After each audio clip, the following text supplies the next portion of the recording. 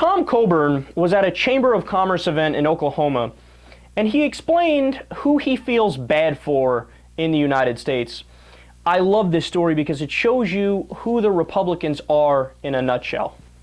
I was in Miami, Oklahoma this past week, and a long-term acquaintance of mine who has a rather large business there over the past few months had been contemplating a rather large expansion to his business.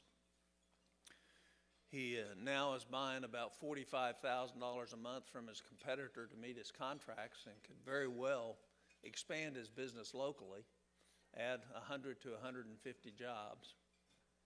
And he told me he made the decision not to do that because he does not, and this is a 65-year-old man, have the confidence in the future of the country that he would want to put himself at risk for $4.5 million expansion. And to me, that really sums out the failed leadership in our country today. And I'm not talking Democrat or Republican, I'm talking both. That's great. Yeah, my friend, I met up with him, and it was, that's who I feel bad for. Those Americans that aren't sure if they want to take their multi-million-dollar business and expand it with more multi-millions of dollars that they have sitting in their bank account. He said he doesn't have enough confidence in the economy to do another expansion. Oh, the horror! He's going to have to take his millions that are in the bank and retire at 65 to a beach house in the Bahamas. What an upsetting story.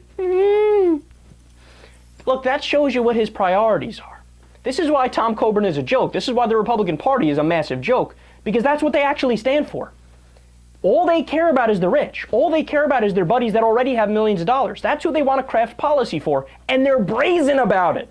Tom Coburn didn't mention the millions of American people who are in the working poor there. Tom Coburn didn't mention the middle class, which has lost $4,000 on average since just the year 2000. The average middle class family makes $4,000 less today in 2013 than they did in just the year 2000. No, Tom Coburn only cares about the rich, only cares about the establishment, and the reason why is because he gets paid by those guys. His buddy donated to his campaign. All the big corporations, all the rich Republicans in the country donated to his campaign, so he legislates in favor of them, and he's open about it. Whereas if you're poor, if you're middle class, if you're one of the people who goes bankrupt because they can't afford their medical bills in the U.S., he doesn't give a shit about you. All he cares about is his poor buddy who couldn't expand his business, and he has to leave his millions of dollars in the bank as opposed to expanding. And by the way, I don't even believe that story.